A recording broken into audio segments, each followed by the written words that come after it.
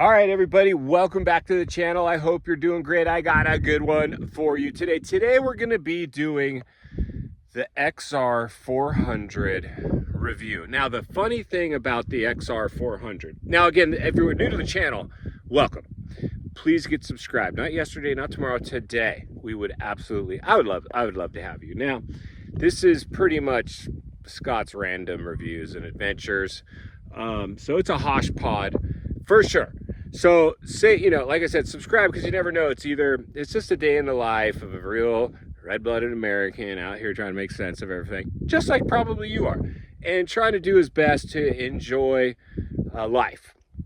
Now, with that being said, today we're going to review the XR400 from probably about 3,000 square feet, or 3,000 square feet, 3,000 foot of elevation here in the Los Padres National Forest. That is Cachuma Lake behind me, and that direction is the Pacific Ocean.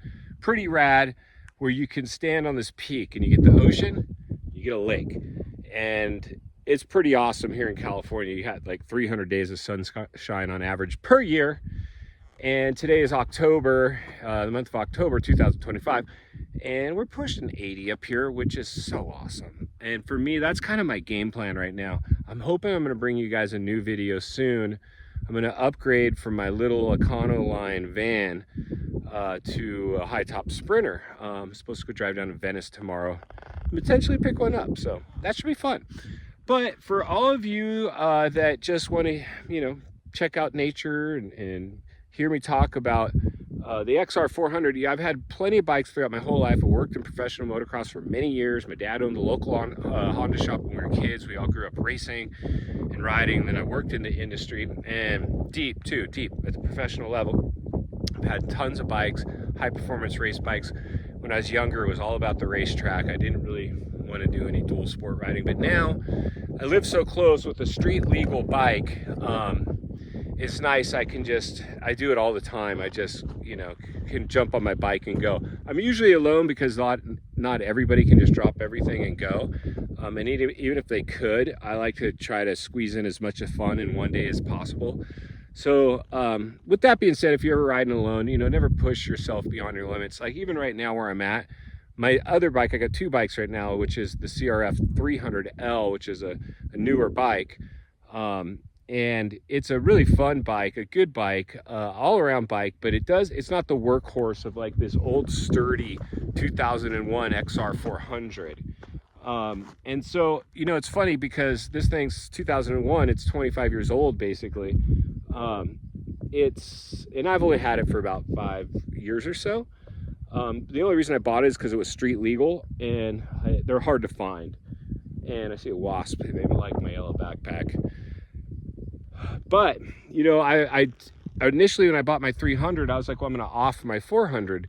But then after I rode the 300, I realized that it didn't want to do some of the stuff that this stuff doesn't mind doing, like hill climbs. Especially since I have dual sport tires on my 300, this one's got full-blown off-road knobbies, so, and more power, and it's air cooled, where the other one's hydraulic clutch, liquid cooled, fuel injection, all the latest, greatest technology. But I feel almost guilty beating that thing and asking it to do what I asked this to do.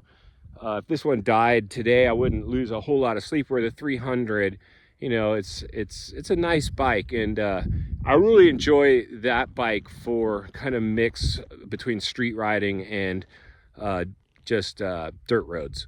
A little bit of single track if it's nice and groomed and nice, but this thing's rock washes, rain ruts. I just came up that single track trail instead of the main road, then came up that little first hill climb is completely rutted up. I haven't even tried it on the 300. Maybe if it had a full-blown knobby on it, I would. In fact, I did have a full-blown knobby on it, and I might have gone up it. But this thing handles it way better. So that's kind of my take on the XR400. Still bang for your buck. I'm part of a Facebook group of just people with XR400s. They're kind of a niche bike where there's people that still are really into them.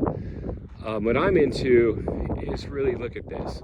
And you can see this dirt road goes, I mean, it goes forever. And a lot of times you can go all the way down loop, drop down into the canyon or the valley, and come back on the road. So the 300, if I come do this, I'll just stay on the main road, which is plenty fun. I don't know how many miles, I haven't checked yet. I probably should, because I have the ability on my 300. And my 400's got a mileage as well.